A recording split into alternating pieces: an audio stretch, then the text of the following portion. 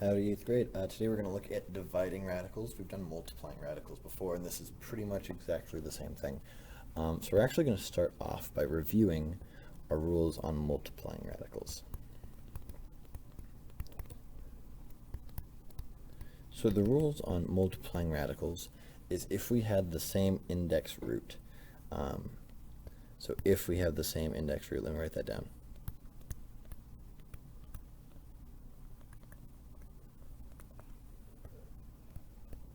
Then we can say that multiplying inside a radical is the same as multiplying outside.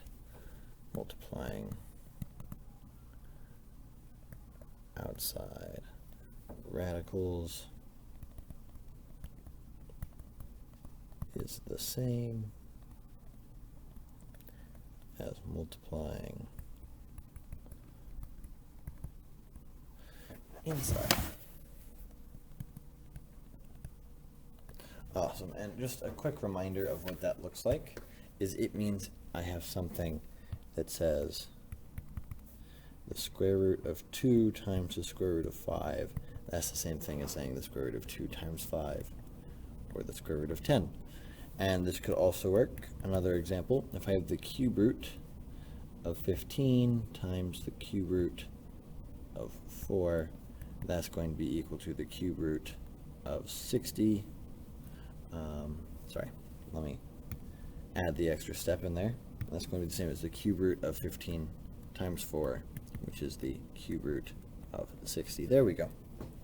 But what you cannot do is say that the square root of 15 times the square root of 2, that's not going to be a root of 15 times 2. And the reason it's not is because this 3 and that we pretend there's a 2 there when there's nothing there are different. So we can't do this with different numbers.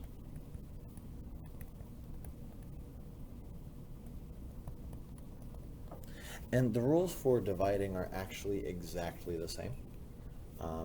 So what that means is that for dividing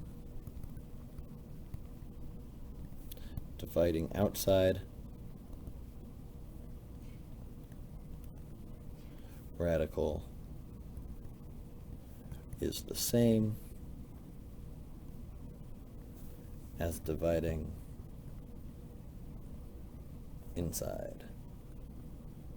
So dividing outside the radical is exactly the same as dividing inside. A couple examples here that we can see is if I have the square root of 15 divided by the square root of 3, that's the same thing as the square root of 15 over 3, which is the same as the square root of 5, which works out fairly easily for us most of the time. Another example would be if I have the square root of 27 divided by the square root of 3, that's equal to the square root of 27 over 3, which is the square root of 9, which is just 3. So that works out pretty well.